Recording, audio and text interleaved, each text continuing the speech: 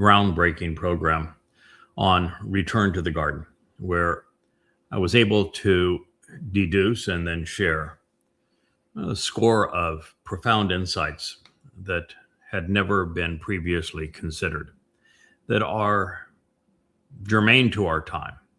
We have progressed into Numbers 5, which you might say, well, the garden account is in Bereshith, Genesis 2 and 3. How in the world were you able to transition from Genesis 2 and 3 to Numbers 5 and continue a series called Returning to the Garden?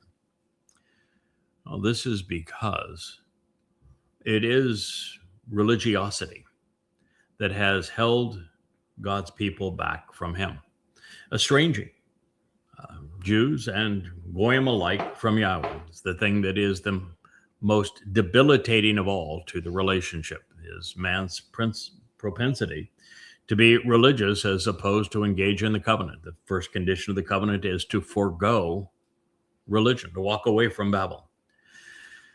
And so there has to be a means to prepare the mortal remnant to return to the garden.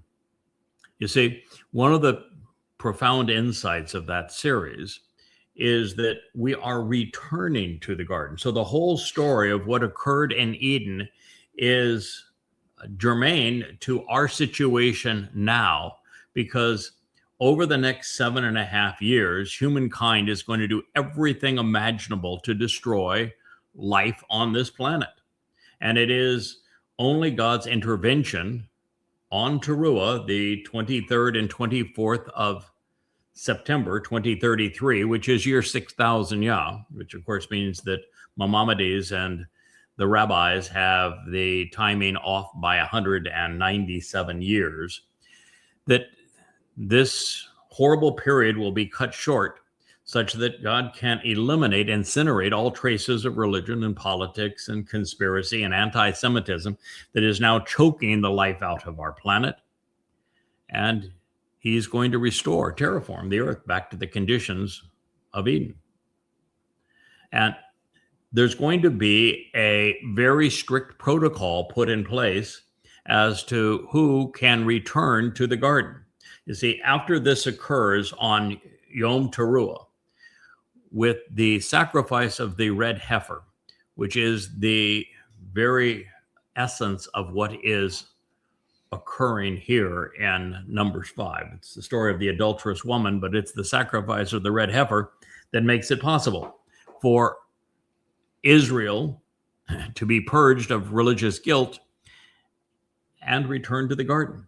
And from that moment, which is going to occur on the 24th of September, 2033, Dowd as the Messiah and the Son of God, our Savior and King, is going to return with Yahowah on Yom Kipurym, the 2nd of October of 2033, year 6000 Yah.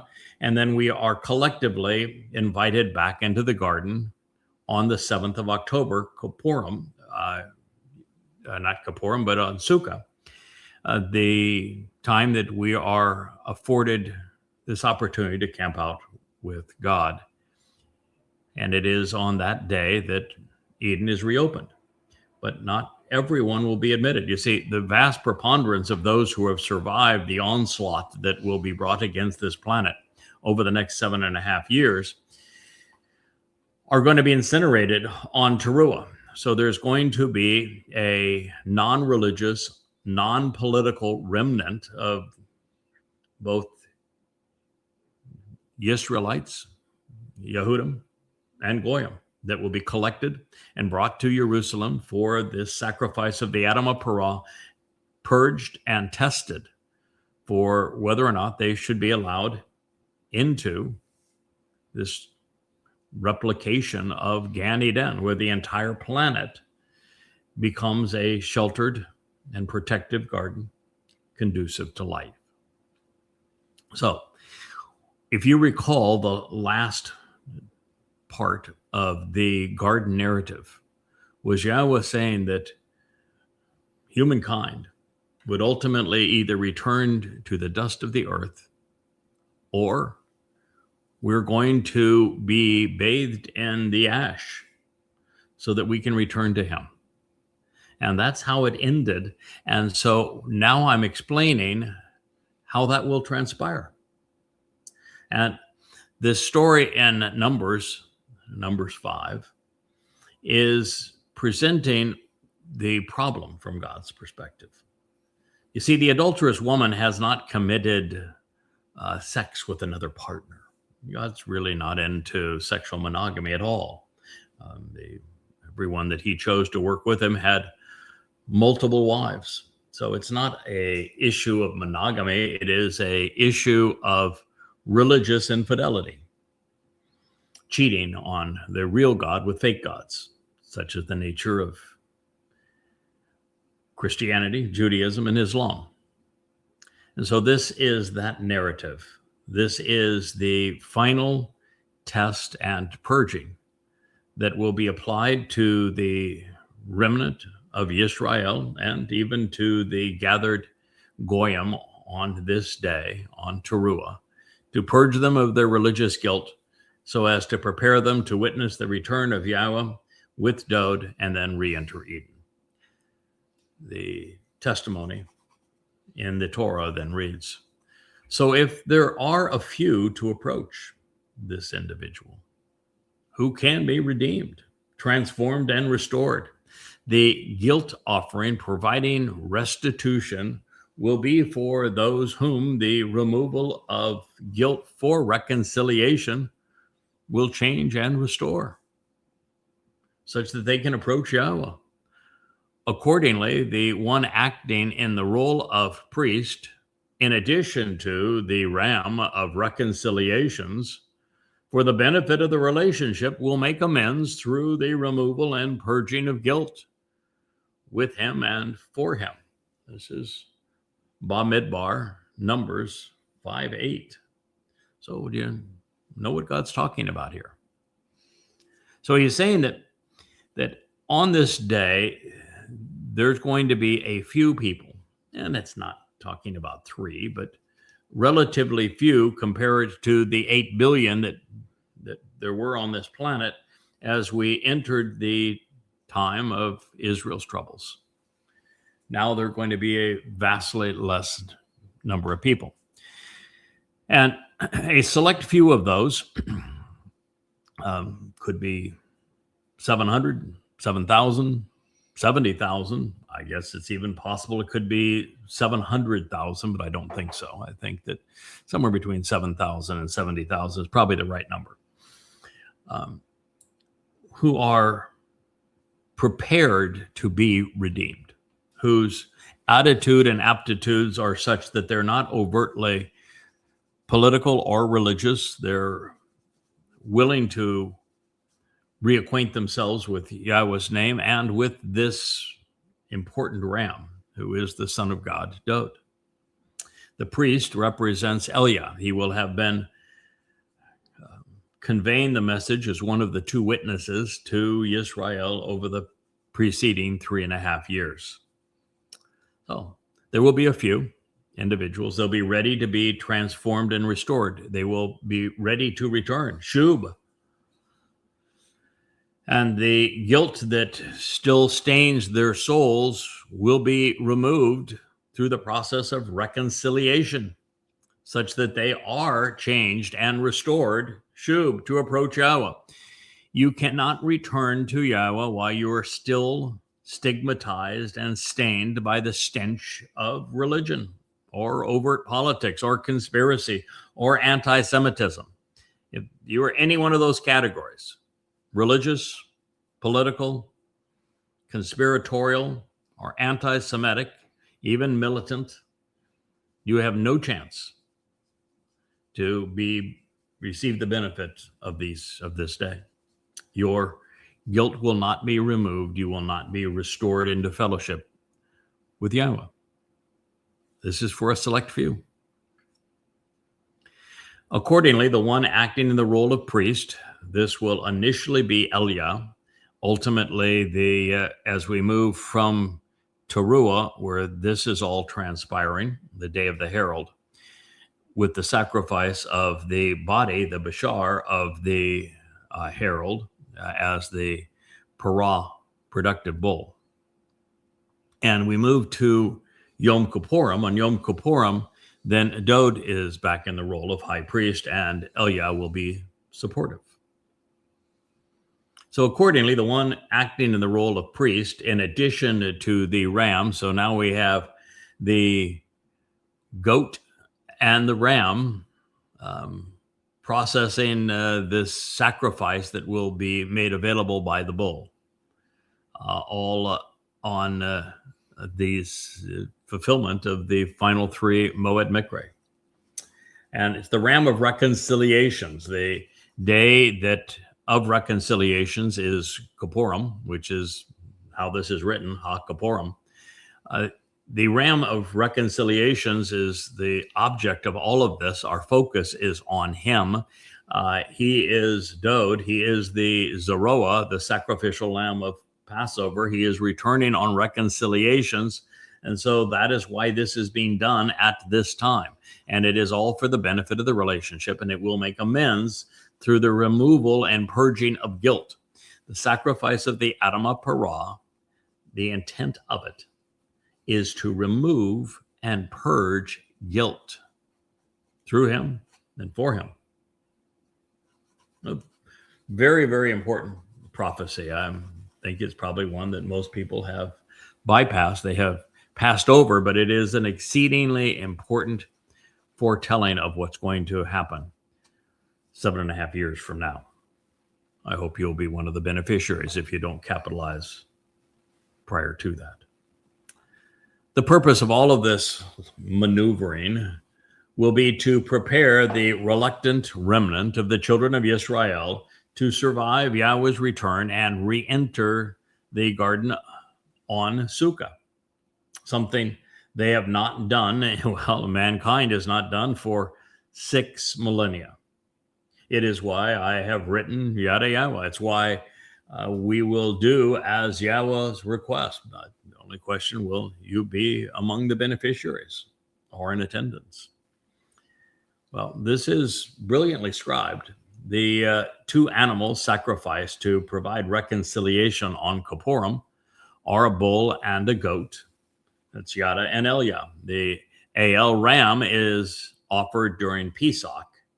Therefore, by speaking of the role of the one acting as the priest, in addition to the ram of reconciliation, who amends the relationship by offering to remove guilt, Dowd will be joining Eliah. This would place Eliah before the mercy seat of the Ark of the Covenant and beside Dowd with my blood, the blood of the Adamah Parah, the bull, on Kipurym. By acknowledging the ram of Kipurym, we see the Pesach El returning after fulfilling Passover on the day of reconciliations. So the very man who predicted in 555 BCE, speaking to Daniel as a scribe, as Gabriel, God's most courageous and capable man, about his fulfillment of Chag Matzah, Pesach Matzah and Bikurim, in 33 CE, giving us the exact date that he would fulfill this promise. He is now being presented, returning on Yom Kippurim in year 6000 Yah, which is now October 2nd of 2033. So the same man who fulfilled Pesach Matzah and Bikurim will also be the one returning to fulfill Kippurim. This should be noted that Dowd, after having fulfilled Pesach Matzah and Bikurim, and he is the one who has made the harvest of Shabuah and Taruw'ah possible, is processing all of this by way of his Bashar, his herald. And he is fully aware that he will return and that they will work together to bring all of this into fruition. Eliah and Dowd are capitalizing upon what Yahweh arranged during and beyond Taruw'ah with the sacrifice of the Adamah Parah, this bloody red man of the earth who is a productive bull at this time. Accordingly, the first Taruw'ah and now in the presence of the second Taruw'ah, that God is saying that the third Taruw'ah will have made a special contribution to Israel, lifting up this final remnant. This gift of life will apply to all those who are set apart unto God among the children of Israel. The first Taruw'ah, by the way, is Moshe. The second Taruw'ah is the great Taruw'ah, Dowd. And Yada is the third.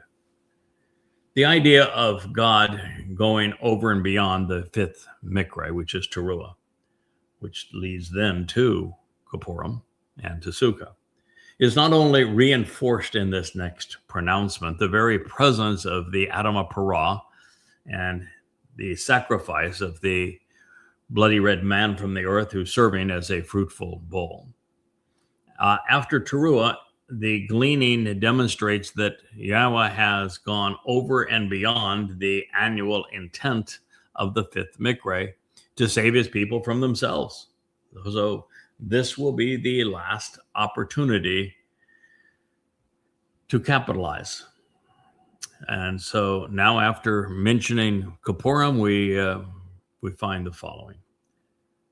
Then the entire offer on Taruw'ah makes a special contribution to being lifted up and raised as a guilt or as a gift for everyone who is set apart among the children of Israel, for those who enjoy the benefits of the relationship, to approach and who are present with regard to the one who is acting in the role of priest regarding this. And he will continue to exist. Bamidbar, Numbers 5:9. So just think of where we have come. God has juxtaposed Kipurym, the ram of Kipurym, the day of reconciliations, and all of this to purge us of guilt, this removal of guilt for the purpose of reconciliations, and to make amends by purging this guilt, which is religious and political guilt, through kafar. And now we're reminded that, yes, this is set up by what occurs on that fifth Mow'ed, that of Taruw'ah. And we find Taruw'ah in the very next sentence. And the entire offer on Taruw'ah is what makes this possible. It's a special contribution so that you can be raised up, and it's being offered as a gift for everyone who is set apart among the children of Israel. Set apart means for these who have been disassociated from that which is common. They are special because they are not overtly religious, overtly political, overtly conspiratorial, or anti-Semitic. They are set apart from all of the rest of the people of the world and brought into Jerusalem to be purged at this moment for this purpose. And God's speaking particularly now of those who have been set apart from the children of Israel. They are being set up to enjoy the benefits of the relationship. They will be able to approach and be present before the one who is acting as the priest regarding all of this. And the one acting as the priest is Eliah. The reason it's Eliah is that God has designated him as one of the final two witnesses, but also Eliah was the one whose fame garnered our attention, because 2,888 years prior to this moment, Eliah served to excoriate the religiosity and the politics of Israel, and he presided over the sacrifice of a bull to accomplish that. And the proceeding events are going to play out very similarly to what they did way back then. In other words, he's had a dress rehearsal for what's going to transpire. So I'm delighted to see the second reference here now to Taruw'ah, which is when so much of this is taking place, with the first being over and above the fifth. Taruw'ah is the fifth of 7 MowedMiqra. And this is because the adulterous woman, representing religious, barely religious, partially religious, guilt by omission rather than commission Israel. We're not talking about purging the Haredim or ultra-Orthodox Jews or any overtly religious Jews or political Jews. This is the Israel that is capable of being saved. And they are being brought back into a relationship with the king as a result of what occurs over and beyond Taruw'ah with the sacrifice of the Adamah Parah.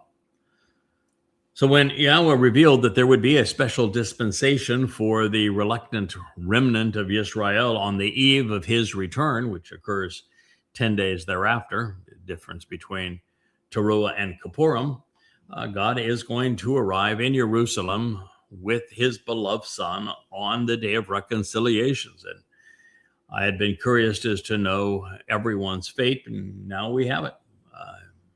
They are reconciled. I should say, they aren't much less reconciled as they are saved, but simply afforded an extension on life by being purged of their guilt.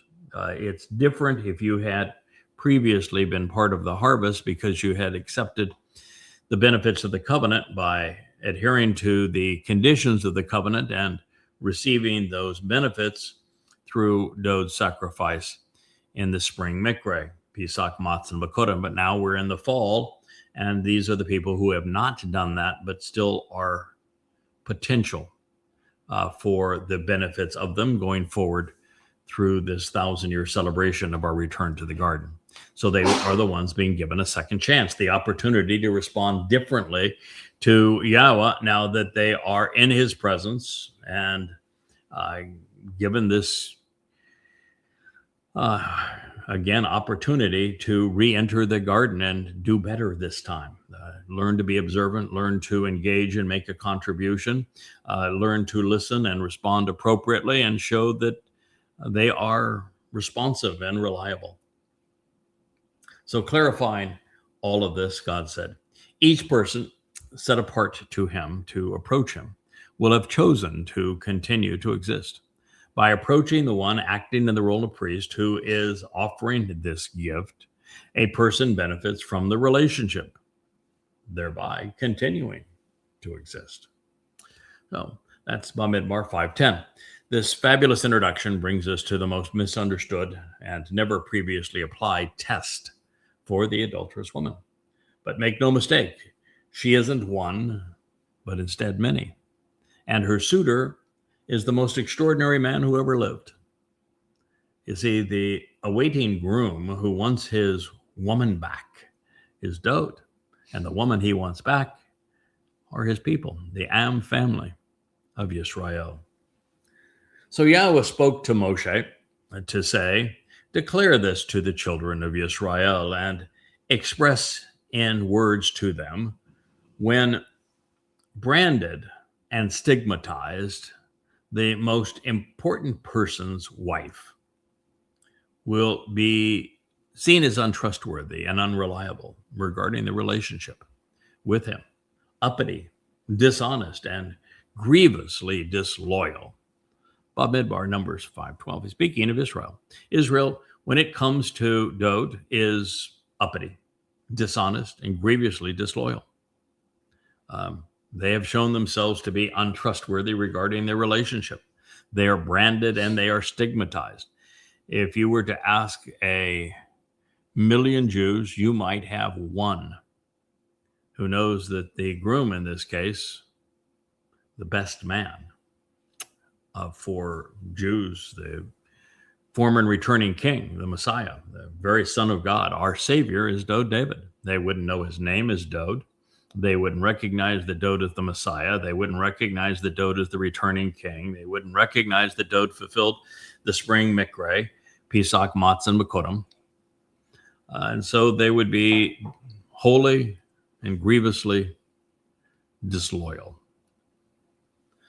So this treatise on how to return to the Messiah and the king's good graces is being told using the metaphor of an adulterous woman, so that it replicates the condition God condemned in the preamble when he declared that his people had been cheating on him by being religious. It's the very treatise that is presented through the prophet Hosea when Yahweh, prior to declaring his divorce from Israel, asked Hosea to marry a religious prostitute. It's the same story. And even worse than over time, Jews have treated Yahweh deplorably. And they've treated Dowd as bad, if not worse. They erased one of their names, they changed the other one's name, and they have called God by nothing but titles, and they have stripped Dowd of his titles. So a person crawls into bed to sleep with her. He lies down to procreate offspring, but it is concealed from the eyes of her man such that she is detected or undetected for a long while. And yet she's filthy, she's defiled, she's idolatrous. But a witness does not exist against her, so she was not caught, and nor was she seized. Bamidbar 5:13. Again, we're using the metaphor of cheating on a relationship, because rather than loving Yahweh, rather than engaging in a personal, close, attentive, genuine, affectionate relationship with Yahweh, Israel has strayed. Israel has chosen to be religious, and therefore all of Israel's offspring have been stillborn for a very, very long time. And in the case of Israel, Yahweh has been quite clear. There has not been a single Israelite who has been in a position to serve as a witness against the religiosity of the people. And so she was not caught or seized. I read today a post by a man that's got him 4 or 5 really thin books on disproving the prophetic nature of the Christian New Testament. And he said, Christianity makes all its claims that it is predicted and growing out of the Tanakh, the Torah, prophets, and Psalms. And yet that's not true. And so they did a mini version of what would be did the 5 volumes of Twistianity. It's half the length, maybe a quarter of the length of those, same number of volumes, but much smaller. And they, rather than just simply juxtaposing, this is what Yahweh said, they don't even know Yahweh's name, they refer to him as Hashem. They even bring in Hebraic law, Judaic law, into the equation and completely screw up the comparison. But it up to a point, it's a decent effort, and that they recognize that there is no basis for any of the so-called prophetic claims that are made in the Christian New Testament. They're all either backwards fulfilling. In other words, they will claim that this happened without any proof to say, well, that supports this. But, things like virgin birth and claiming that Yahshua said, or that Yahweh through Yahshua spoke of a virgin birth, but he didn't. So they made an effort. I'm not going to denounce their effort, but the sad thing about this group of religious scholars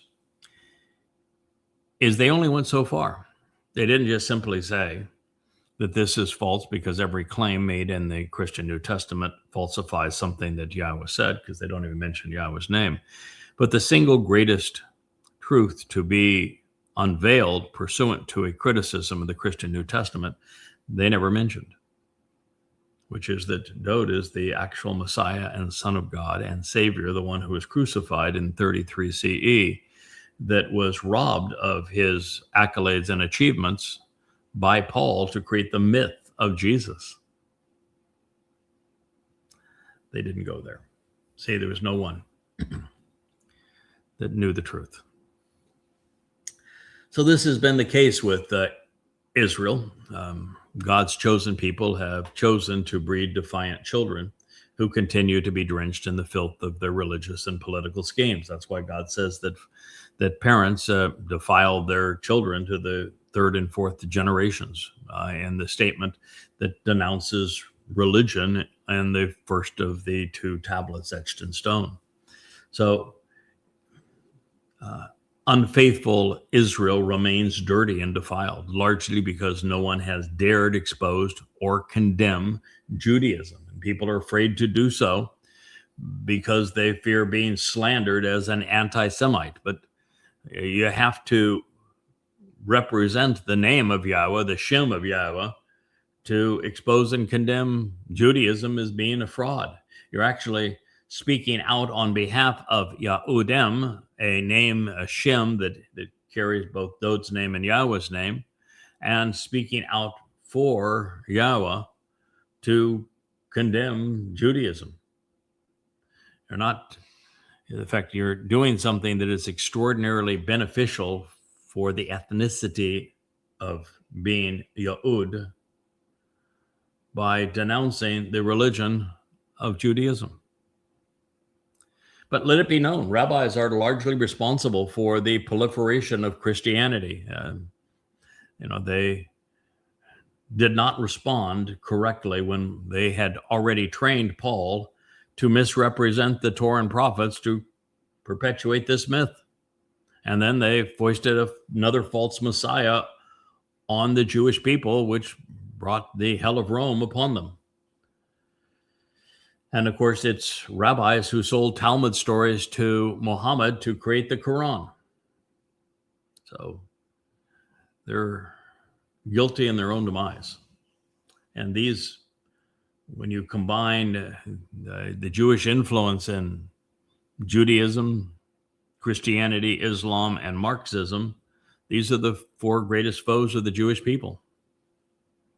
So Dowd cannot lead them, he cannot save them, he cannot coexist with them. And so they have to be either filtered out and eliminated, and the ones who are salvageable purged. That is what this is all about. Then he will have passed over him a zealous spirit, seeking exclusivity in the relationship, and he will become passionately jealous, desiring the undivided attention of his female companion. But she has defiled and sullied herself. The Bamidbar 5:14. Here, Dowd wants Israel back. He's returning as king. He wants his people back, but he doesn't want his people as they are or as they were, because they have been sullied, well, since way before the Exodus. And the Exodus, they were disgusting. And they remain disgusting. Israel, as it currently is disgustingly defiled. So he wants her back, but he doesn't want her back as she is. So something has to happen so that Dowd can return as king and have his bride back on Kipurym, so that they can be reconciled in their relationship. But she has defiled herself. She has sullied herself. Speaking of all Israel, the Messiah king definitely wants his people back. Or what's the purpose in him returning? What, is he going to be the king of nobody?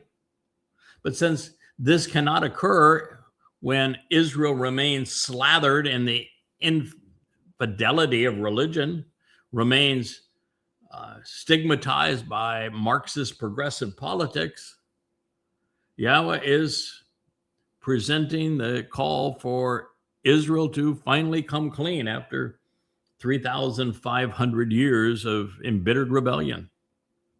So something and someone is going to have to give, going to have to change, and change radically, Israel. You're going to need to start listening to God and not to your rabbis, not to your politicians. And this individual should come with the female of his, and to the priest, and he should bring a contribution to approach regarding her, a 10th measure of barley flour, without pouring oil on it, and no offering on it of frankincense, because a gift of desire and passion for him is a gift of remembrance, to be mindful of guilt from the liability of religious corruption. Bamidbar, Numbers 5:15. And he should approach with her pursuant to the role of the priest and present her standing to approach the presence of Yahowah. 5:16.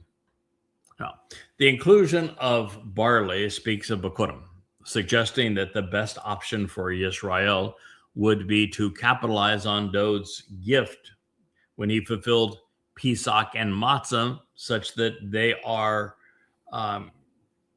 readmitted into the family during Kipurym. Kipurym is the barley harvest.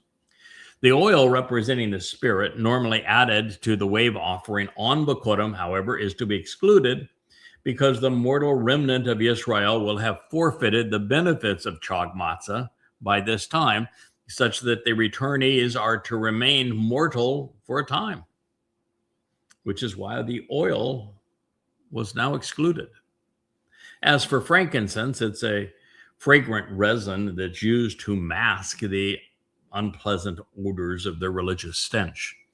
And so there will be no covering up for this stench at this time. It must be removed. Further, frankincense was imported into Judea from Arabia and elsewhere, making it a foreign substance. And while it was prescribed for incense during the Mow'ed, by excluding it, Yisrael was going to come clean some other way. There would be no smokescreen, no masking, no covering up the religious corruption. It has to be purged at this time. So Yahweh is going to serve as the officiant as the nuptials progress. For this to occur at this late date, Eliah will oversee the remedy offered by the Adamah Parah, this bloody red man of the earth who is a productive bull. And that is why the solution is water and ash.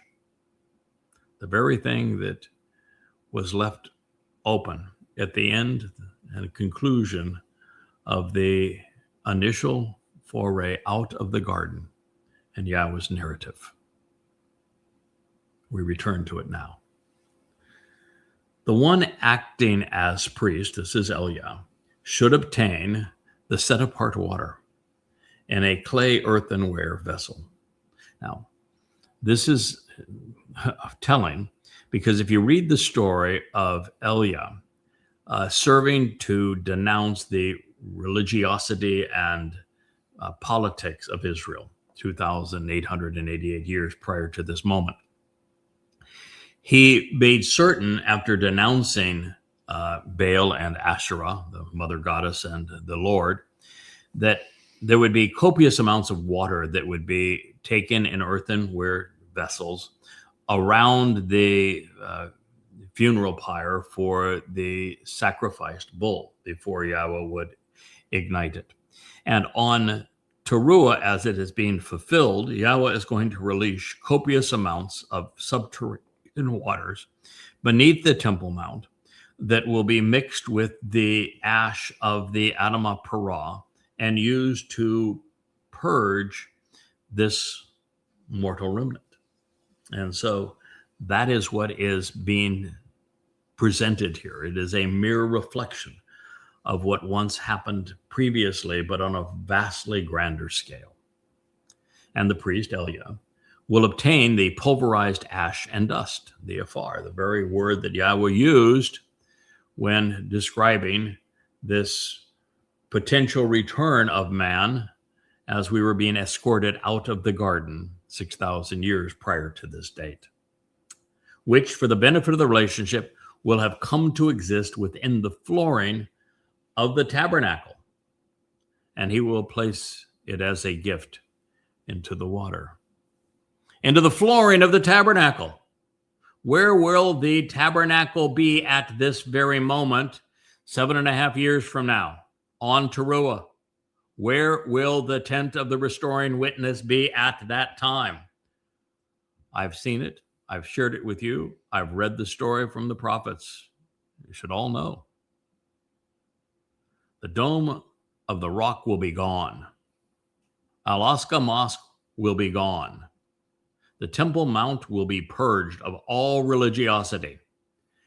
A replica of the tent of the restoring witness will be placed on the Temple Mount, just as it was in Dowd's day. The Ark of the Covenant will even be there. And so the sacrificial altar upon which the carcass of the Adamah Parah will be placed, as these waters are released, the flames are ignited, and the ash mixes with that water, will all be from what occurs on the Temple Mount on this day, on Taruw'ah, in year 6000 Yah, in preparation for purging the guilt of the adulterous woman of this mortal remnant of Israel, so she can witness Dowd's return as the ram of reconciliations on the day of reconciliations, Kipurym, and then re-enter the garden on Sukkah.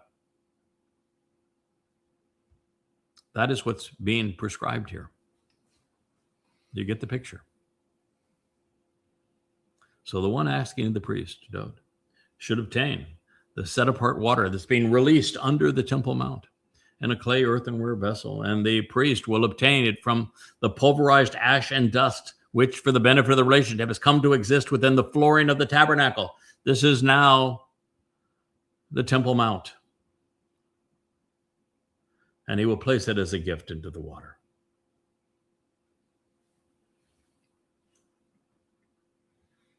Now you know why these stories all fit together like a glove, with God giving us every indication of exactly what's going to happen, where, when, why, and through whom.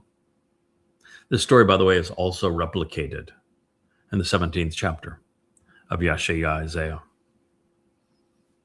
just as it is explained in Numbers 19.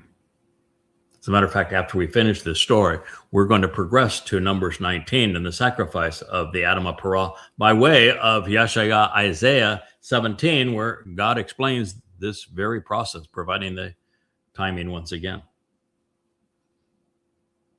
The afar ash and dust mixed with the waters released under the Temple Mount will be used to test the mortal remnant of Yehudim and even the Goyim that are gathered at this time, to determine whether they can be trusted to re-enter and return to Gan Eden, as the earth has already been restored to this condition.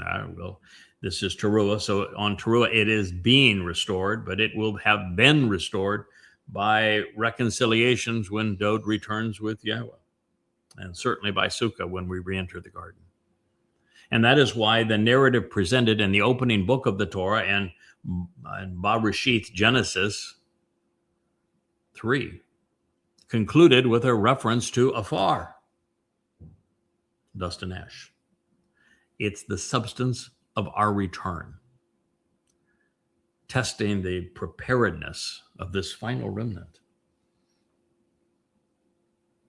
Now, this is further evidence that the replica of the tabernacle of the witness, as I have explained and foretold, will be erected on the Temple Mount in its proper place, eliminating the Dome of the Rock, of course, and that the bull will be burned in proximity to it, just east of it, overlooking the Mount of Olives. This is the same recipe that is prescribed in Bamidbar, Numbers 19. In fact, it is exactly the point that of the proceeding that I have returned here to augment, so that you understand the prophetic portrayal of the Adamah Parah, because it plays such a huge role, as the Adamah Parah is the man from Edom. He is Obed-Edom. He is the man dressed in red that saves many at this time. He is the Adamah. He is the Parah. He is the final Zeroah. He is all of these things. And this is all due to the inclusion of Parah. The one acting as the priest, Eliah, will present the woman standing, not bowing down, not diminished in any way, standing before the appearance of Yahweh. The appearance of Yahweh is only 5 days away from this moment. Then he will release the woman's head along with her toxicity, her gall, her venom, her bitterness. Bamidbar Numbers 5:18 in part. It's apparent to the one acting in the role of priest that he is going to be drawing attention to the woman's head and therefore to her inclinations, her thinking, by cupping his head in his hands. It's her thinking that has gone awry. This is what needs to be purged. It's what's in her mind, the toxicity of religious beliefs. And remember, she is, by what we have read in Numbers 15, she's only guilty of omission, not commission. So symbolically then, he will parah. He's going to release it. Parah, release, remove, along with her toxicity. And in this regard, it is interesting that Rosh can be rendered three different ways: as the head, as the leader, or as the gall, venom, and bitterness. All must be purged for Yisrael's attitude, thinking, and judgment to be restored. But that is where it really gets interesting, because parah is a direct cognate of par, bull, and parah being productive. This is the productive bull who serves Yisrael at this time as the Adamah Parah of Numbers 19. Parah, which means to release, let loose, and emancipate, reveals, especially in this context, that the par bull who becomes parah, productive, contributes to the removal of Yisrael's bitterness and toxicity. That's his job. It is the result of a final Yatsa exodus, this one from the continued propensity to be overtly political and religious, which has kept Jews estranged from the Messiah and from Yahweh. As such, par can be seen as exposing and dismissing, uncovering and absolving that which is the result of this, the very purpose of the Adamah Parah sacrifice on Taruw'ah. He is dismissing, exposing, uncovering, absolving the religious guilt, so that this remnant is prepared for Yahweh's return with Dowd and re-entry into the garden.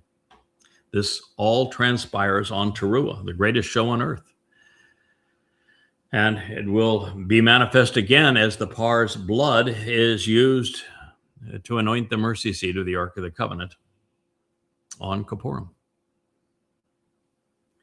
Now, addressing the parah's other traits, parah is used to describe a shoot or a stem which bears fruit because, well, the Adamah Parah is fruitful, and this is the Towrah stem, who is also the Etz Dayath, tree of knowledge.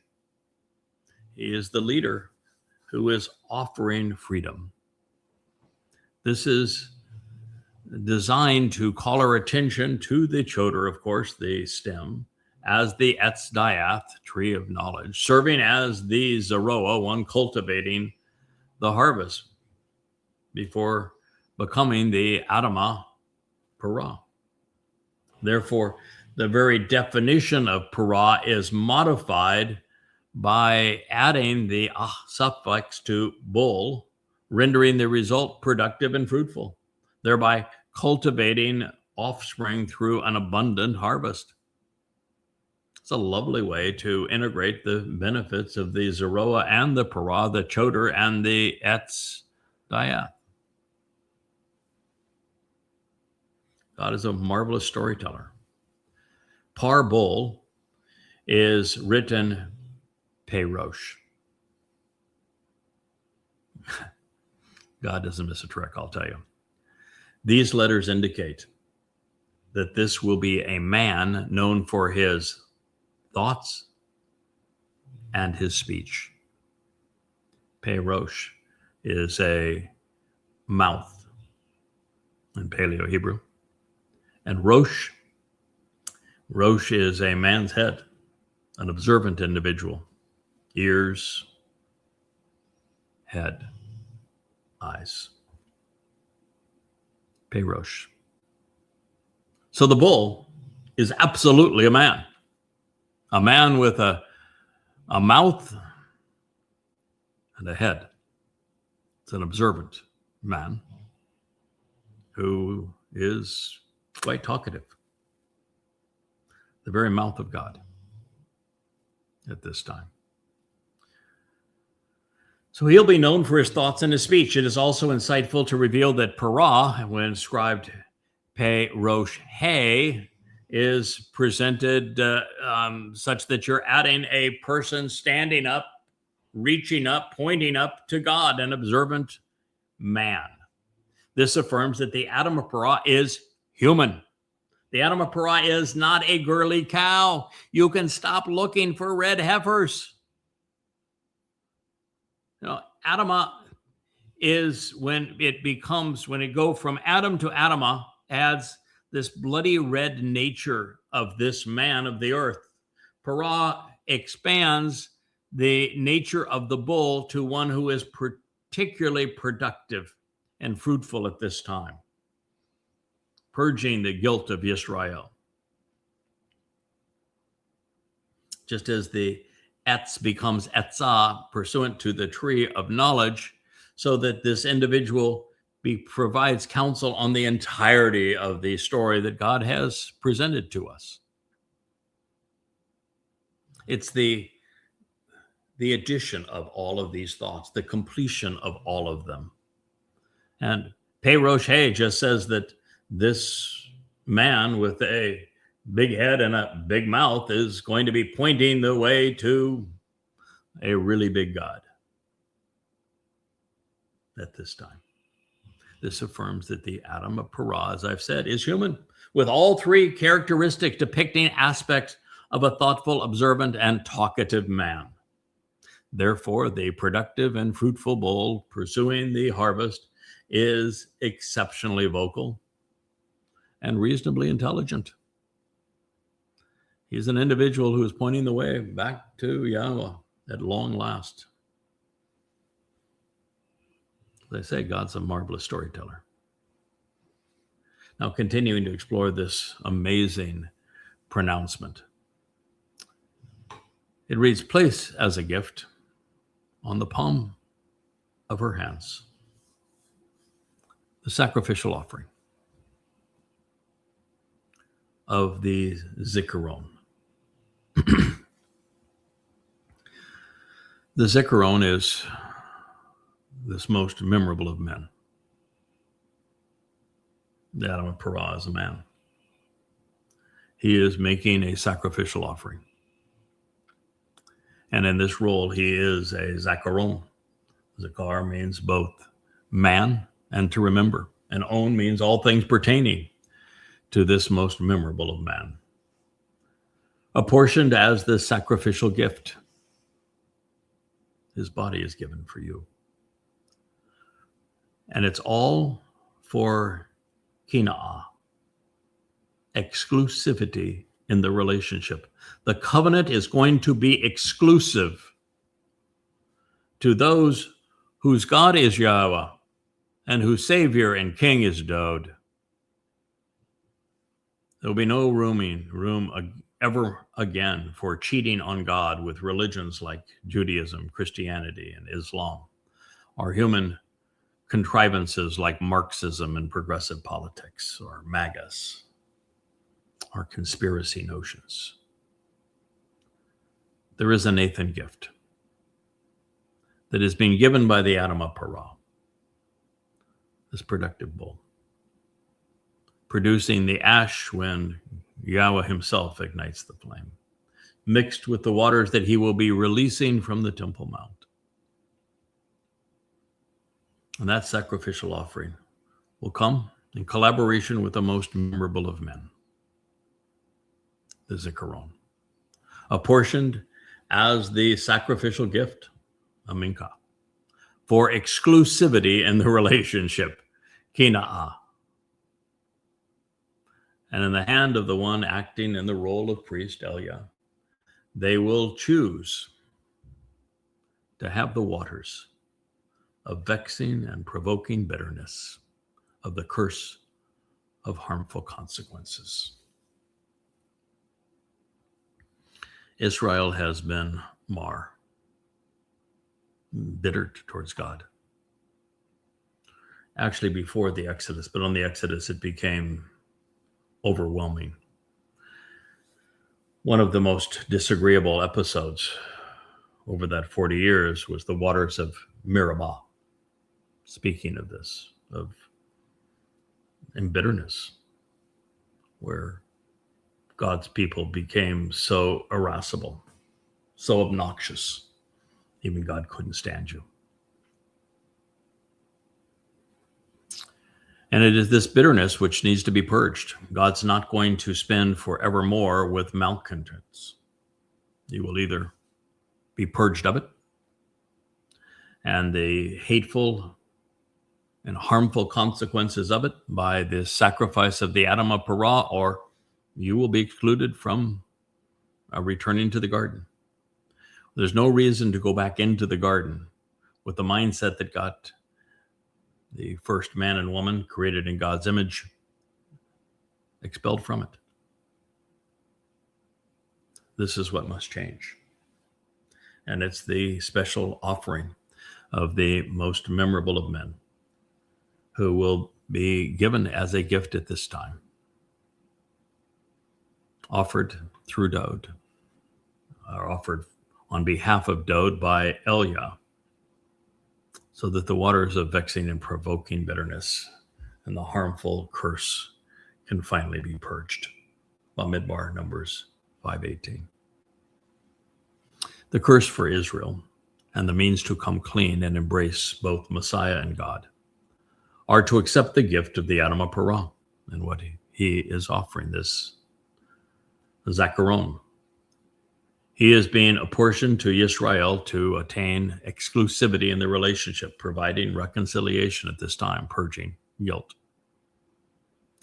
The water mixed with ash as a gift from the sacrificial offering on top of the Temple Mount,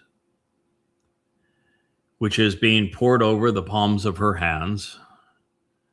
While it is being done, Israel is finally releasing the pungent and bitter waters of Meribah that have been dragged forward all of this time.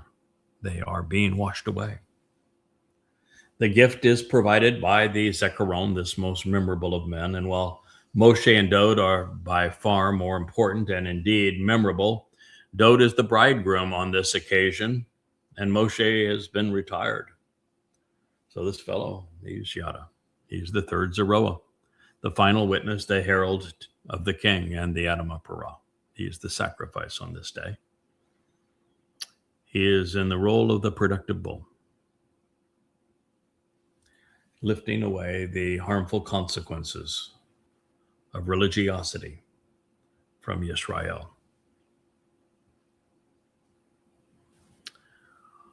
We'll go forward one more statement and then conclude this program. It's very emotional for me to read through this. My day actually began with my beloved wife in tears because she has completed a song which is to be played at this time. She wrote the song for my funeral, as it is all being presented before Yahweh and Dowd, with Eliah as the master of ceremonies, but as this sacrifice of the Adamah Parah finally purges Israel, of this mortal remnant of Israel, of her guilt. And Yahweh thought, or Leah thought, that it would be appropriate to compose a song for the occasion, and she has. And so for me to go from listening to her song, and it's emotional. Leah's not an emotional woman in particular, and it even had her in tears. And then to read this about this event. It's a lot to process in a day, I'll tell you. So the one acting in the role of priest, our good friend Elia the goat,